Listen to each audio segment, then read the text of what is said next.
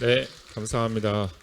먼저 이렇게 좋은 컨퍼런스에 초청해 주신 우리 박사님, 센터장님께 다시 한번 감사를 드립니다. 제가 오늘 말씀드릴 내용은 그 제목에서 보시는 것처럼 그 최근 동아시아 기후 변동 및 변화 특성에 대해서 간략하게 소개해 드리는 걸로 하도록 하겠습니다.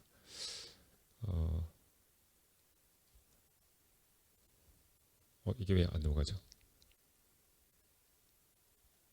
네.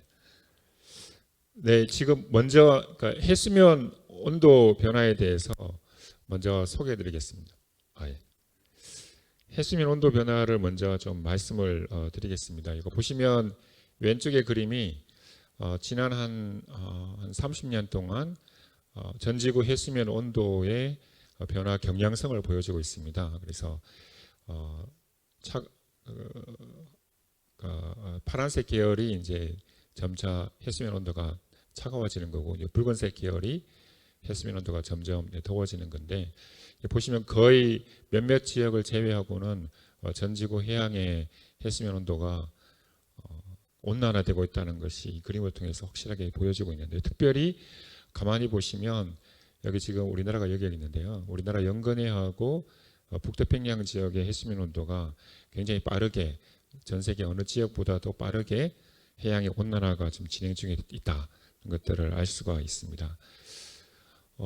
왼편에 오른편에 보시는 그림이 역시 1981년부터 2024년 작년까지의 해수면 온도 월별 변화 경향인데요. 그러니까 X축이 지금 시간이고 Y축이 1월 달부터 12월 달까지입니다. 그래서 역시 파란색 계통이 평균값에서 약간 낮은 값이고, 붉은색 계통이 평균값에서 좀 높은 계열인데, 여기 숫자가 보이시죠? 그러니까 보이는데, 여기 숫자가 뭐냐면 각 전체 해에서 가장 더웠던 해들을 랭킹을 넘버링한 겁니다. 여기 보시면 이 작년하고 재작년, 그러니까 2023년과 2024년이 지난 한 40여 년 동안의 해수면 온도 편차가 1위와 2위를 거의 다 차지한 걸 알 수가 있습니다. 즉, 그 말은 재작년과 작년, 23년과 23년, 24년이 지난 한 40년 동안의 해수면 온도 중에서 가장 더운 해를 기록했다는 것들을 알 수가 있고요. 우리나라 같은 경우에도 좀 살펴보면 오른편에 보시는 그림이 최근 10년 동안 우리나라 연근해 지역의 해수면 온도 분포를 보여주고 있는데, 2015년부터 2024년 보시면 역시 이 작년이 지난 10년 동안의 중에서 가장 더운 연근해 해수면 온도를 분포를 보였다는 것들을 파악을 할 수가 있습니다. 그래서 이런 어떤 해수면 온도뿐만 아니라 이 그림을 보시면, 이 그림을 제가 잠깐 소개해드리면, 이 그림은 뭐냐면 이 전 지구 평균 온도, 여기 보시면 94년부터 2023년 약 한 30-40년 동안 전 지구 평균 온도를 각 지역에서 뺀 값을 보여주고 있습니다. 즉, 이게 붉은색으로 된 계통은 뭐냐면 전 지구 평균온보다 더 빠르게 온도가 상승한 지역이라고 생각하시면 되고요. 파란색 계통은 전 지구 평균 온도보다는 좀 약하게 육지 온도가 상승한 지역이라고 생각하시면 됩니다. 그래서 여기 지금 제가 보라색으로 동아시아 지역을 좀 표시를 했는데, 동아시아 지역 같은 경우에는 몇몇 지역을 제외하고는 전 지구 평균 온도보다 더 빠르게 육지 온도가 증가를 하고 있다는 것들을 알 수가 있고요. 이 지도 주변에 있던 이 글들은 뭐냐면 이 최근 한 20-30년 동안에 발생한 극한 어떤 기상현상, 어떤 기후현상을 쭉 보여주고 있는데, 사실 동아시아 지역이 아까 말씀드렸던 것처럼 해수면 온도도 굉장히 빠르게 온난화가 되고 있고, 육지 온도도 전지구 평균보다도 훨씬 빠르게 온난화가 진행되고 있다는 것들을 말씀드릴 수 있습니다. 그러면 우리가 가질 수 있는 근본적인 질문이, 이런 온난화, 이런 영향을 주는 물리적인 과정이 무엇인가에 대해서 우리가 근본적인 질문을 가질 수 있는데요. 아마 가장 근본적인 원인은 너무 잘 아시는 것처럼 대기 중에 CO2 증가라고 우리가 이해를 할 수 있습니다. 요 위에 그림이 보시면 붉은색이 전 지구 평균 CO2의 증가 추세를 보여주고 있고요. 검정색 계통이 이제 동아시아 지역인데 우리가 눈으로 보더라도 동아시아 지역이 전 지구 평균보다 더 높은 CO2 농도값을 가지면서 빠르게 또 증가를 하고 있다는 것들을 파악할 수 있고요. 이 아래 그림이 두 그림의 차를 뺀 겁니다. 그래서 동아시아 지역 CO2 농도에서 전 지구 CO2 농도를 이렇게 보시면 다 Y축인데 양의 값을 가지고 있고 그 경향성조차도 이제 빠르게 증가하는 걸 볼 수 있는데 즉 동아시아 지역의 CO2 농도가 전 지구 평균보다도 빠르게 증가를 하고 있다는 것들을 알 수가 있습니다. 흥미롭게도 또 이런 어떤 기후 변화 모델들을 이렇게 분석을 해보면 여기 오른편 그림만 보시면 되는데 이 그림이 뭐냐면 동아시아 지역의 북쪽 지역하고 동아시아 지역의 남쪽 지역의 순 흡수량, CO2 흡수량을 보여주고 있는데요. 대부분의 기후변화 모델들이 남쪽 지역, 동아시아 남쪽 지역이 오히려 한 2040년대가 되면 그 CO2를 흡수하는 게 아니라 오히려 배출하는 그런 어떤 역할로 돌아서게 될 것이다 라고 이제 보여주고 있습니다. 이런 어떤 CO2의 증가뿐만 아니라 동아시아 지역의 어떤 온난화 경향에 영향을 주는 중요한 요소 중에 하나가 최근에 각광을 받고 있는 게 뭐냐면 대기 중에 에어로졸 농도의 변화입니다. 이 위에 그림 중에서 검은색 계통만 보시면 되거든요. 검은색만 보시면 되는데 이 검은색을 보시면 여기 동아시아 지역에서 위성에서 관측된 에어로졸 농도 값입니다. 보시면 2000년대 중반에까지는 좀 증가를 하다가 2010년대 들어와 가지고는 서서히 감소하는 걸 알 수가 있습니다. 즉, 이 동아시아 지역의 대기 중 에어로졸 농도가 감소하고 있다. 그래서 아래 그림을 보시면 좀 더 확실하게 알 수가 있는데요. 이게 지금 2007년부터 2020년까지 전 지구의 에어로졸 농도의 변화 경향성을 보여주고 있습니다. 그래서 이 파란색, 보라색 계통이 뭐냐면 에어로졸 농도가 감소하는 지역으로 이해하시면 되는데요. 전 세계 지역에서 거의 인도만 제외하고는 거의 모든 지역의 대기 중에 에어로졸 농도가 감소를 하고 있습니다. 특별히 동아시아 지역이 다른 어떤 지역보다도 굉장히 드라마틱하게 대기 중에 에어로졸 농도가 감소하고 있는데 이 에어로졸 농도 감소가 왜 문제가 되냐면 잘 아시는 것처럼 에어로졸의 가장 큰 기능은 이 태양 복사 에너지를 반사하는 역할을 하게 됩니다. 근데 동아시아 지역의 에어로졸 농도가 급격히 감소함에 따라 가지고 지면에 도달하는 태양 복사 에너지 양이 늘어나고 있습니다. 그래서 최근에 많은 연구들이 최근 동아시아 지역의 온난화의 어떤 빠른 어떤 증가가 이런 대기 중에 에어로졸 농도 감소로 인한 태양 복사 에너지가 훨씬 더 지면에 많이 도달해서 그렇다라는 연구들이 최근에 많이 출판되고 있고요. 이 논문도 제가 한번 소개해드리고 싶은데 이 논문의 제목만 보시면 우리가 과연 에어로졸을 굉장히 어그레시브하게 완화시켰을 때에는 오히려 글로벌 워밍을 2도씨 아래로 킵하는데 오히려 그 기회를 낮출 수 있다. 이런 어떤 약간 어떻게 보면 아주 충격적인 그런 어떤 결과들도 제시가 되고 있습니다. 사실 이제 이 그림을 보시는 것처럼 이 그림도 역시 지난 한 1900년부터 최근까지 검은색 계통이 동아시아고 보라색이 이제 전지구 평균 온도인데요. 육지만 보여주고 있습니다. 그래서 최근 2000년대 들어와 가지고 이 두 선 사이의 크기가 이제 더 크게 차이가 나는 걸 알 수가 있는데 결국 제가 계속 말씀드렸던 것처럼 현재 동아시아 지역의 육지 온도가 전지구 평균보다도 굉장히 빠르게 증가를 하고 있다는 것들을 알 수가 있습니다. 그래서 이런 육지 온도의 빠른 증가가 제 개인적인 생각으로 오히려 해양에 또 영향을 줄 수 있다는 것들을 좀 말씀드리고 싶은데요. 요 위에 그림은 뭐냐면 육지에서 해양 쪽으로 이류되는 공기의 이류 정도, 온난화 정도를 보여주고 있습니다. 즉 우리가 살고 있는 지역이 중위도 지역이기 때문에 주풍이 편서풍이라서 육지 지역의 온도 변화가 인접한 해양의 온도 변화에 굉장히 큰 영향을 줍니다. 그래서 여기 보시면 이게 붉은색으로 된 게 뭐냐면 따뜻한 공기가 육지에서 해양 쪽으로 이류되는 그 경향성이 점점 더 강화되고 있다, 커지고 있다는 것들을 보여주고 있는데, 즉 그렇게 됨으로 인해 가지고 요 아래편에 보시는 그림이 뭐냐면 해양에서 대기 쪽으로 방출되는 열이 어떻게 되고 있는가를 보여주고 있는데요. 붉은색 계통이 뭐냐면 해양에서 대기 쪽으로 방출되는 열이 감소되고 있다는 것들을 보여주고 있습니다. 즉 대기를 통해서 육지에서 해양 쪽으로 따뜻한 공기가 이류가 됨으로 인해 가지고 해양과 대기 사이에 온도차가 감소하니까 오히려 해양에서 대기 쪽으로 방출되는 열이 감소돼서 그런 것들이 오히려 해양의 해수면 온도의 상승을 부추기는 그런 어떤 약간의 어떤 양의 피드백, 이런 어떤 과정들이 존재할 수 있다. 그런 것들을 좀 말씀을 드리고 싶고요. 그래서 최근에 나온 네이처 논문을 보시면 보신 분도 있으실 텐데, 여기 보시면 이 오른편의 그림이 지난 한 30년 동안 전 지구 해수면 온도의 변화 경향인데, 아까 제가 초반에 말씀드렸던 것처럼 세계 어떤 다른 어떤 오션보다도 우리나라 연근해와 북태평양 지역의 해수면 온도가 굉장히 빠르게 온난화되고 있는데, 최근에 몇몇 과학자들이 이런 어떤 빠른 온난화 경향 자체가 어떤 인간 역할에 기인한 것이다 라는 어떤 연구 결과를 출판하기도 하였습니다.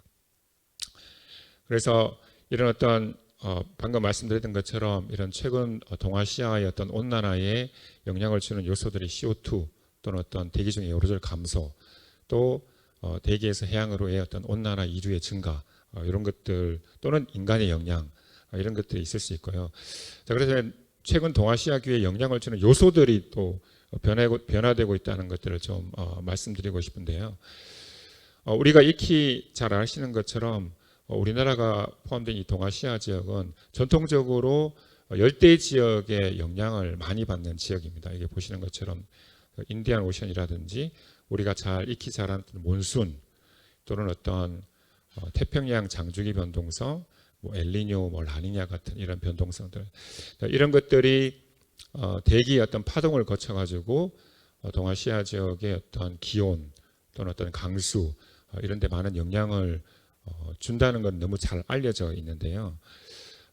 이런 것들이 최근에 이 온난화가 되면서 기존에 동아시아 지역에 영향을 줬던 이런 요소들의 역할이 변화되고 있다. 이런 연구 결과들이 많이 나오고 있습니다. 즉 전형적인 어떤 역할이 기후 변화로 인해 가지고 바다의 평균 온도가 올라가고 대기의 어떤 수준이 바뀌면서 이전과는 어떤 다른 어떤 영향을 받고 있다. 동아시아 지역이 이런 어떤 연구 결과들과 함께 최근에는 어떤 연구 결과들이 제시되고 있냐면, 너무 잘 아시는 것처럼 지구 온난화로 인해 가지고 아크틱 지역의 얼음이 급격하게 녹고 있습니다. 사실 과거에는 아크틱 지역이 얼음으로 뒤덮여져 있었기 때문에 그 지역의 어떤 죄송합니다. 이게 뒤로 가야 되는데, 네, 그 지역의 어떤 대기의 어떤 변화는 중위도 지역에 큰 어떤 커넥션이 없었습니다. 그런데 최근의 연구 결과들은 이 아크틱 지역이 해빙이 녹으면서 그 해양이 드러나게 되고 그 해양에서 대기 쪽으로 막대한 양의 열이 유입이 되면서 이 지역의 어떤 대기의 어떤 순환, 이런 것들이 우리나라를 포함한 동아시아에 직접적인 영향을 주고 있다. 이런 결과들이 많이 제시되고 있고요. 아크틱 지역의 시아이스뿐만 아니라 시베리아 지역의 워밍도 이 지역의 대기 순환을 변화시켜서 동아시아에 영향을 주고 있다. 이런 연구 결과들이 많이 제시되고 있고요. 또 하나는 굉장히 수천 킬로미터 떨어져 있지만 북대서양 지역의 해수면 온도도 지구온난화로 인해 가지고 워밍이 되면서 과거에는 이런 어떤 북대서양 지역의 해수면 온도 또는 이 지역의 어떤 강수 현상이 동아시아 지역까지 직접적인 영향을 미치기가 힘들었는데, 평균적인 해수면 온도가 증가하면서 굉장히 용이하게 대기 파동을 거쳐 가지고 북대서양 지역의 해수면 온도도 이제는 직접적으로 동아시아 지역 기온이나 강수 변동에 영향을 주고 있다. 이런 어떤 연구 결과들이 많이 제시가 되고 있습니다. 그래서 제가 이런 내용들을 다 말씀드릴 수는 없고 한 가지 예만 말씀을 드리고 마치도록 하겠습니다. 제가 좀 강조하고 싶은 것은 뭐냐면 물론 이제 해양이지만 육지 쪽을 좀 강조하고 싶은데요. 여기 보시면 제가 잠깐 말씀드렸던 것처럼 이 시베리아 지역의 이 온난화가 어떻게 우리나라를 포함한 동아시아 지역의 기온 또는 강수 변동성에 영향을 주고 있는가를 좀 간략하게 말씀을 드리겠습니다. 이 오른편의 그림을 보시면 이 오른편의 위쪽 그림은 식생의 변화입니다. 특별히 봄철과 초여름의 어떤 식생의 변화인데요. 이렇게 파란색 계통으로 된 게 뭐냐면 식생이 계속 증가하고 있다는 걸 보여주고 있습니다. 그래서 우리가 시베리아 그러면 우리가 언뜻 떠오르는 것은 그 눈으로 뒤덮여져 있는 어떤 그런 걸 연상할 수 있는데 지금은 그렇지 않습니다. 그 지역에 이제 눈은 거의 다 사라지고 지금 그 지역이 이제 초목으로 뒤덮여지고 있습니다. 그래서 이 아래 그림을 보면 이 아래 그림은 뭐냐면 알비도의 변화입니다. 알비도를 보시면 알비도가 점점 감소하고 있다는 것 자체는 뭐냐면 지면이 훨씬 더 많은 양의 태양 복사 에너지를 흡수하고 있다라는 뜻입니다. 그러니까 이 눈이 녹으면서 그 지역인 초목으로 대체가 되면서 훨씬 더 많은 태양 복사 에너지를 흡수를 하고 있습니다. 그로 인해 가지고 이 왼편에 보시는 것처럼 이 지역 동시베리아 지역의 지면 온도의 온도가 보면 굉장히 빠르게 전 세계 어느 지역보다도 빠르게 데워지고 있습니다. 지면이 그러니까 지면이 데워지다 보니까 당연히 그 지면 위에 있는 대기도 영향을 받을 수밖에 없습니다. 그래서 여기 보시면 고위도 지역에 잠깐 말씀드렸던 것처럼 식생 활동이 증가를 하면서 알비도가 감소하게 되고 알비도가 감소하면 지면이 흡수하는 태양 복사 에너지가 증가하게 되면서 고위도 지표면 온도가 증가하면서 지면하고 해양 간의 대비 컨트레스트도 증가를 하게 되고 또 이게 보시는 것처럼 하층의 어떤 대기 순환 경향성을 보여준 그림인데 이 동시베리아 지역의 순환 자체도 변화되고 있다는 것들을 저희들이 파악을 할 수가 있었습니다.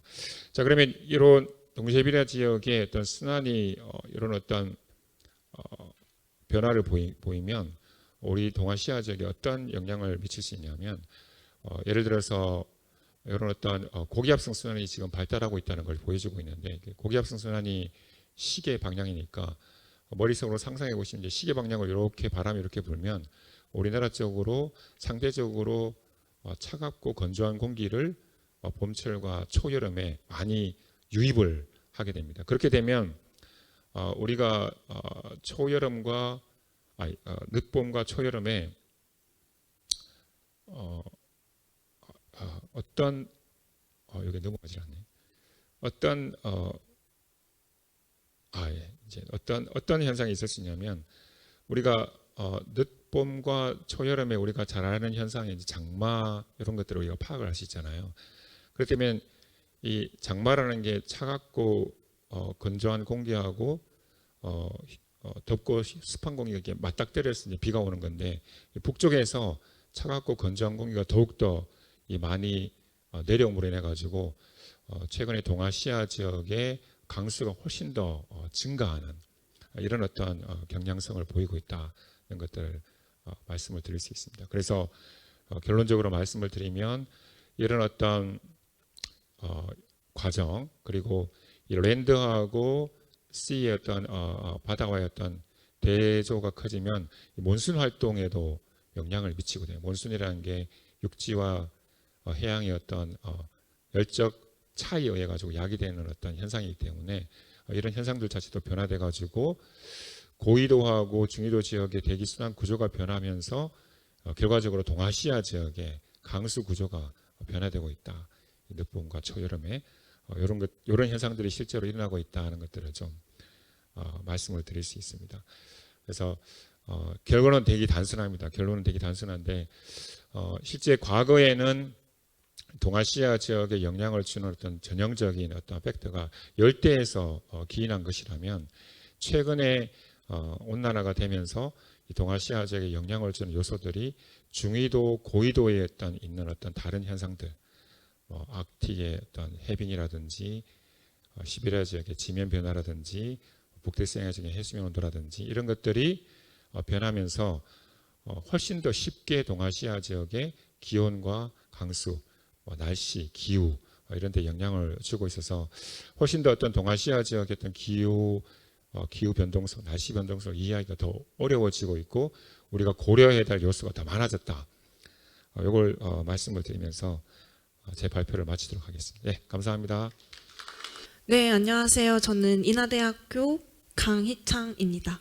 네, 제가 오늘 말씀드릴 내용은 이제 해양 상세화의 필요성이라는 내용이고요. 특히 이제 기능 중심의 해양 상세화가 왜 필요한지, 그리고 제가 연구한 내용에 대해서 간단히 소개를 드리도록 하겠습니다. 네, 발표 순서는 다음과 같습니다. 해양 상세화의 필요성에 대해서 조금 더 길게 말씀을 드리고, 그리고 제가 했던 연구들의 목표, 방법, 결과에 대해서 말씀드리고, 기대 효과, 그리고 향후 연구 방향과 결론으로 마무리를 하도록 하겠습니다. 앞에서도 굉장히 많이 말씀을 해주셨는데, 현재 이제 대기 내 온실가스가 증가하고 있어서 지구 온난화가 가속화되고 있습니다. 그래서 왼쪽 위에 왼쪽 위에 보이는 이 킬링 커브를 이제 보시면 대기 중의 이산화탄소 농도가 급격하게 상승하고 있다는 것을 알 수가 있고, 저희가 이제 피부로 느낄 수 있듯이 이러한 기상 이변들이 이제 빈도도 많아지고 그리고 강도도 세지는 이런 것들을 지금 경험을 하고 있습니다. 그리고 이제 IPCC 최근 보고서에 따르면 이제 앞으로 우리의 대기 중의 이산화탄소가 어떻게 변할 거고 대기 중에 이제 기온이 어떻게 변할 건지에 대한 시나리오가 있는데, 현재 이제 이 시나리오가 나온 지 약 10년 정도가 지났는데요. 지금의 결과랑 비교를 해보면 이 중에 가장 최악의 시나리오가 거의 2100년에 5도 정도 상승한다라고 되어 있는데, 그것보다도 현재가 더 최악이다라는 얘기도 있습니다. 해서 이제 국제적으로도 국가별로도 온실가스 저감 노력이 매우 진행 중에 있습니다. 그래서 잘 아시겠지만 이제 1997년에 교토 의정서 그리고 2015년에 파리 협정이 이제 채택이 되었고, 저희 국내에서는 2020년에 처음으로 2050년에 우리가 탄소 중립을 하겠다라는 이제 발표가 있었고, 가장 최근으로는 이제 올해 초에 그 대통령 직속 탄소중립 녹색성장위원회의 2기가 출범을 했습니다. 그래서 이제 불과 며칠 전에 약간 목표가 바뀌었는데요. 2018년 대비 2035년 국가 온실가스 감축 목표를 53에서 61%로 하겠다라고 이렇게 발표가 됐습니다. 그래서 기존에는 2030년까지 이제 40%를 감축하겠다라는 게 이제 목표였는데, 조금 더 이제 엄격한, 더 이제 어려운 이런 목표가 발표가 됐습니다. 그러면 이제 이러한 문제들을 해결하기 위해서는 이제 탄소 저감을 해야 하는데, 그러기 위해서는 저희가 탄소 순환에 대해서 정확히 잘 이해를 하고 최대한 이해를 하고 그에 맞는 전략을 수립하는 것이 필요한 상황입니다. 그래서 아래의 그림은 이제 글로벌 카본 사이클을 이제 간단하게 한 장의 그림으로 보여주는 건데요. 뭐 여러 수치들이 지금 포함이 되어 있지만, 제가 이제 육상에서의 탄소 배출, 흡수, 그리고 대기 중, 그리고 해양 흡수 이렇게만 표시를 해뒀습니다. 그래서 보시면 육상에서의 탄소 배출이 10.8기가톤이었고요. 지난 2012년에서 2021년 평균값이. 그리고 육상에서 3.1기가톤을 흡수했고, 해양에서 또 2.9기가톤의 카본을 흡수를 했기 때문에 그의 나머지 한 약 5기가톤 정도가 현재 이제 대기 중에 남으면서 계속 증가를 해온 상태입니다. 그렇기 때문에 이제 이 한 장으로만 봐도 해양, 육상, 대기 간의 어떤 탄소 순환에 대해서 이제 이해를 하고 통합적으로 이해를 할 필요가 있습니다.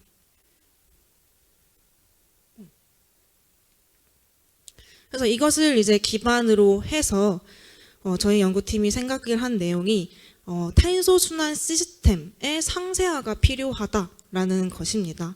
그래서 이 상세화라는 이 용어는 이제 해양이나 육상 각각에서 이 탄소 저감을 할 가능성이 있는 해역이나 지역을 선정하기 위해서 이제 해역이나 지역을 세분화한다라고 생각을 하시면 됩니다. 그래서 저희는 뭐 용어를 뭐 서브 시스테마타이제이션이라고 이제 조금 어렵게 용어를 설정을 하기는 했는데 이제 많이 사용되는 용어들이 뭐 서브 디비전이나 조닝, 딜리니에이션 of 서브 시스템 이런 식으로 이제 많이 표현을 하고 있습니다. 그래서 이 상세화를 통해서 이제 탄소를 어느 서브 시스템에서 저감할 수 있을지를 파악을 하고 그거에 맞게 이제 저감 전략을 세울 필요가 있다는 것입니다. 해양 대비 이제 육상이나 대기는 그래도 탄소 배출 및 흡수가 모니터링이 비교적 되고 있는 상황입니다. 그래서 아래의 사진 같은 경우에는 제가 이제 월드 에미션 클락이라고 하는 웹사이트를 이렇게 죄송합니다. 웹사이트를 캡처해서 가져온 사진인데요. 전 세계적으로 또는 각 국가별로 이제 온실가스를 얼마큼 배출을 하고 있고 그리고 뭐 1850년 이후로 온실가스 배출량이 얼마인지 이런 것들을 이제 제시를 이렇게 해주고 있고요. 그래서 지금 이게 우리나라의 값이고요. 그리고 분야별로 또 이렇게 이제 제시를 해주고 있습니다. 그래서 전 세계의 데이터를 모아서 이제 모델링까지 이제 합쳐서 이렇게 제시를 해주고 있고요. 우리나라 같은 경우에는 농업에서는 이렇게 탄소를 흡수하고 있다라고 얘기를 해주고 있습니다. 근데 해양에서도 이제 계절 해역에 따라서 이산화탄소 분압 차이가 굉장히 크게 나타납니다. 그래서 아래에 이제 그림을 보시면 최근에 나온 논문인데 이제 서해 연안에서 굉장히 많은 정점들을 이렇게 설정을 하고 계절별로 이산화탄소 분압이 어느 정도인지를 이렇게 제시를 한 논문입니다. 그래서 보시면 2월, 5월, 8월, 11월 이렇게 되어 있고요. 지금 각 정점의 색깔을 보시면 빨간색일수록 이산화탄소 분압이 높다라는 얘기입니다. 그리고 근데 보면 계절별로 굉장히 지금 차이가 크고 그리고 정점별로도 굉장히 크게 나타나는 것을 이제 보실 수가 있습니다. 그렇기 때문에 이제 이산화탄소 분압의 차이는 어떤 해양 생태계의 기능이랑도 연결이 되는 것이기 때문에 이제 이 자료를 기반으로 했을 때 한반도 해역에서도 상세화를 해서 우리가 모든 지점을 다 열심히 모니터링을 할 수가 없기 때문에 좀 더 전략적으로 모니터링을 할 필요가 있다라는 것을 알 수가 있습니다. 근데 사실 국내외적으로 이제 상세화에 대한 많은 노력이 있었습니다. 그래서 다양한 상세화 기준이 있었고요. 뭐 어업이나 해양 사용, 환경 자료, 1차 생산, 해상 운송, 관광, 에너지 개발 등 다양한 것들이 있었고요. 오른쪽 사진 같은 경우에는 이제 굉장히 잘 알려져 있는 전 세계적으로 이제 그 Ecological Marine Unit이라고 해서 이제 죄송합니다. 이렇게 이제 상세화를 한 연구 결과입니다. 근데 이게 이제 전 세계적으로는 뭐 생태적인 접근을 해서 이렇게 상세화를 하려고 했던 노력이 있었는데 많지는 않지만 근데 기존 상세화는 사실 대부분 해역을 어떻게 이제 이용을 하고 있느냐 이것이랑 그리고 물리적 요인 중심으로 이제 상세화가 되어 왔고 이제 국내에서 생태나 어떤 기능 기반 상세화는 아직 수행이 되지 않았습니다. 그래서 이제 저희 연구팀에서 접근한 것은 1차 생산이고요. 그래서 1차 생산 같은 경우에는 이제 탄소 흡수 및 격리, 뭐 먹이망의 유지, 그리고 이제 먹이망을 통해서 이렇게 식물 플랑크톤이 1차 생산을 하게 되고 이것이 먹이망을 통해 연결돼서 이제 어류까지 가는 이러한 이제 해양 식량 생산의 이제 핵심적인 과정이고 또 이를 결정하는 환경 요인들이 굉장히 해역별로 크게 다르기 때문에 이 1차 생산 입장에서 접근을 했고요. 그래서 이제 이 잠재적인 생산성을 고려한 기능 기반의 상세화를 통해서 이제 중요 해역을 관리하고 보존해야 한다라는 결론을 내렸습니다. 그래서 연구 목표는 아주 간단하게 말씀을 드리면 이제 한국 연안을 1차 생산에 영향을 주는 환경 요인 기반으로 상세화를 하고 그리고 한국연안의 기능 중심 관리 기반을 마련해야 한다라는 것입니다. 그래서 연구 방법을 이제 간단하게 말씀드릴 건데요. 우선 환경 자료는 다음과 같이 사용을 했습니다. 이제 코엠의 국가해양 환경 측정망 데이터를 이용을 했고 2015년에서 2024년 자료를 사용을 했고요. 클로로필 A랑 용존 무기 질소, 인, 규산염, 투명도 그리고 표층 수온까지 데이터를 사용을 했습니다. 그래서 오른쪽 아래에 있는 이 그림이 이제 이 데이터들의 정점을 보여주게 되고요. 상세화 과정을 이제 간단하게 말씀을 드리면 우선 앞에서 이제 수집한 각각의 데이터들을 정점별로 그리고 계절별로 패턴을 분석을 했습니다. 그래서 각 해역의 계절적 특성을 파악을 했고요. 그리고 각각의 환경 요인을 대상으로 해서 후보 해역을 선정을 했습니다. 그러니까 상세화를 할 후보 해역인 거죠. 그래서 클로로필 A, DIN, DIP, SiO2, 투명도를 대상으로는 이제 전체 자료 중에 상위 5% 값을 가지는 해역을 추출을 했고요. 그리고 SST 같은 경우에는 이제 평균값보다 극값이 이제 기능적으로 의미가 크고 이제 계절적으로 변동이 굉장히 크기 때문에 이제 상하위의 극값을 반영을 해서 상위 1%, 하위 1%의 해역을 추출을 했습니다. 그래서 이렇게 후보 해역을 각 환경 요인별로 설정을 했고 이걸 기반으로 해서 이제 종합을 해서 최종 상세화를 진행을 하였습니다. 그래서 간단하게 보여드리면 우선 표층 수온 기반의 후보 해역이고요. 왼쪽에 있는 그림은 이제 봄, 여름, 가을, 겨울, 봄, 여름, 가을, 겨울의 그 컨투어 맵을 그린 사진입니다.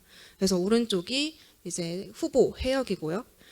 그래서 표층 수온 기반으로 해서는 9개의 후보 해역을 선정을 했고요. 그리고 용존 무기 질소로는 8개의 후보 해역을 선정을 하였습니다. 네, 빠르게 보여드리겠습니다. 그리고 용존 무기인은 10개를 선정을 할 수가 있었고 규산염은 9개의 후보 해역을 선정을 하였습니다. 그리고 투명도는 이제 4개 해역을 선정을 하였고요. 클로로필 A 기반으로는 7개의 후보 해역을 이렇게 선정을 하였습니다. 그래서 이것들을 다 종합을 해서 합친 결과가 다음과 같습니다. 그래서 전체적으로 12개의 기능 기반 서브 시스템을 이렇게 설정을 할 수가 있었고요. 서해 5개, 남해 5개, 동해 1개, 제주도 1개 이렇게 설정을 했습니다. 그래서 오른쪽에 보이시는 이 그림이 이제 각 해역에서 어떤 이제 환경 요인들이 특징적으로 나타났었는지를 이제 파란색으로 표시를 한 겁니다. 그래서 이 결과를 이제 조금 더 분석을 해보고자 이제 한국의 지형과 기후적 특성도 이제 같이 살펴봤는데요. 많이들 아시겠지만 이제 우리나라 같은 경우에는 국토의 89%가 하천 유역이고 64%가 산림입니다. 그래서 아래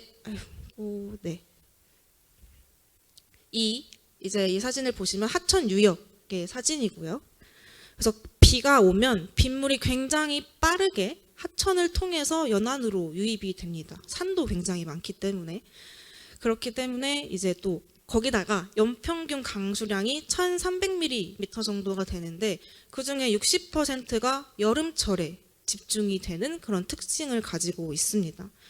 그래서 집중 강우가 이제 오게 되면 이제 그 빗물들이 강을 타고 흘러나오면서 연안으로 염분을 감소시키고 그리고 영양염을 이제 끌고 나오면서 영양염이 굉장히 증가하게 됩니다.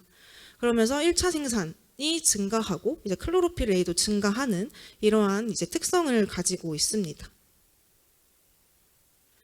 그래서 이전에 이제 종합했던 그 서브 시스템 중에서 서브 시스템 1, 3, 5, 8, 10 이 각각 한강, 금강, 영산강, 섬진강, 낙동강 하구의 서브 시스템이 설정이 되었고요.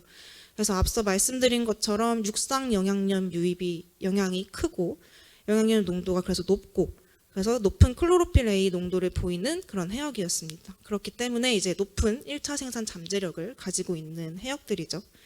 그래서 실제로 한강, 뭐 영산강 이런 곳들은 이제 연간 강으로 유입되는 담수의 양이 뭐 130억 톤에서 140억 톤 정도 된다고 알려져 있고, 또 이전 연구에 따르면 이 이제 낙동강 같은 경우에는 이제 집중 호우가 오게 되면 염분이 뭐 15 이상 크게 떨어지고 영양염의 농도가 10배 이상 증가하는 그런 연구 결과들이 보고된 바가 있습니다. 그리고 특징적이었던 또 해역이 반폐쇄성 내만 해역이었습니다. 그래서 서브시스템 6번, 7번, 9번이 이렇게 있었고요. 다 이렇게 남해에 이렇게 분포를 했습니다. 그래서 반폐쇄성 지역이기 때문에 조류 혼합이 약하고 그리고 수계의 교환이 제한되는 특징을 가지고 있고, 그렇기 때문에 성층화가 강하게 형성될 수 있어서 영양염이 축적되는 이러한 특징을 가지는 해역들이었습니다. 그리고 기타 특수 해역으로는 이제 원자력 발전소의 온배수를 받는 해역이 이렇게 있었고요. 그리고 여기 11번 같은 경우에는 하천 유입과 용승의 영향, 그리고 제주도 남쪽 같은 경우 용승과 높은 sea surface temperature의 영향으로 이렇게 이제 상세화가 된 것을 확인을 할 수가 있었습니다. 그래서 이 연구 결과를 바탕으로 이제 기대 효과와 활용 방안에 대해서 생각을 해봤는데요. 어떤 탄소 흡수 그리고 앞서 말씀드린 어떤 해양 식량 증대의 기반 자료로 활용이 가능할 거고, 그리고 국내 연안 관리나 어떤 정책 수립을 지원할 수 있을 거고, 그리고 해양 공간 관리 기반 자료로도 활용이 가능할 것이라고 판단이 됩니다. 현재 이제 해양 공간 관리에서도 해양 공간 관리는 시작이 아무래도 해양 이용에 좀 더 집중을 한 경향이 있기 때문에 최근에 이제 생태적인 걸로도 이제 이 해양 공간 관리를 하겠다라는 것이 이제 발표가 되기는 했는데요. 아직은 조금 이제 시작 단계이기 때문에 이 연구와 이제 융합해서 같이 활용 가능성이 있다고 판단이 됩니다.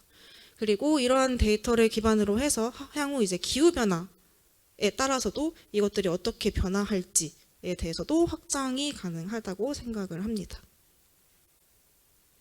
그래서 향후 연구 방향은 이제 앞서 말씀드린 이제 기대 효과, 활용 방안과 좀 일치하는데요.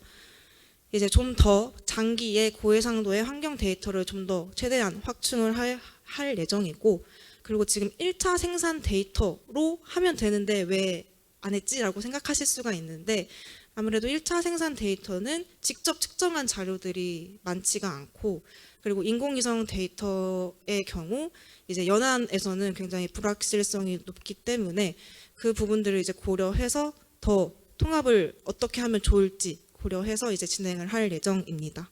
그리고 실제로 이 이제 기능 기반이라고 말씀을 드렸기 때문에 제가 선정한 해역들에서 실제로 생물 군집들이 높은 바이오매스로 나타났는지, 그리고 어획량이랑도 연결이 되는지 이런 것들을 이제 수집을 해서 통합 분석을 할 예정이고요.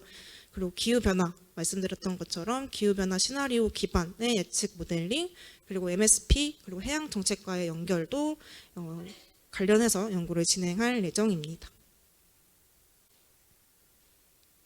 네, 그래서 결론입니다. 이제 한국 연안은 짧은 거리에서도 굉장히 이제 환경 변화가 크고 그렇기 때문에 기능 차이가 큰 복합 생태계인데요. 지금 이제 제가 말씀드린 내용을 쭉 보시면 이제 1차 생산에 영향을 주는 환경 요인 기반으로 봤을 때 이제 기능적 차이가 굉장히 뚜렷하게 나타나고 있습니다. 그래서 최근에 이제 비로소 자료 축적이 꽤 많이 됐고, 그래서 그것을 기반으로 해서 상세화가 가능한 단계에 도달했다라고 판단이 되고요. 그래서 이 연구 결과를 기반으로 해서 어떤 정책, 연안 관리, 탄소 흡수 전략에서의 활용 가치가 크다고 판단을 하고 있습니다. 그래서 향후 자료 고도화, 그리고 모델링, MSP 연계 연구로도 확장을 할 예정입니다. 네, 이상으로 제 발표를 마치도록 하겠습니다. 네, 감사합니다.